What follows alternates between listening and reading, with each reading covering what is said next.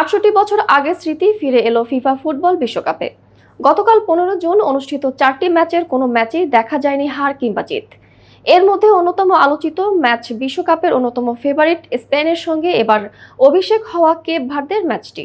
প্রথমবার বিশ্বকাপে খেলতে এসেই চমক দেখালো কেপ ভার্দে। দক্ষিণ আফ্রিকার দ্বীপরাষ্ট্রটি তাদের রক্ষণভাগ জমাটবদ্ধ করে রাখলেও সুযোগ পেলেই আক্রমণে উঠেছে। তবে তাদের বড় সফলতা তারকায় ঠাসায় স্প্যানিশদের কোনো গোল করতে না দেওয়ায়। ফলে ম্যাচটি গোলশূন্য সমতায় শেষ হয়।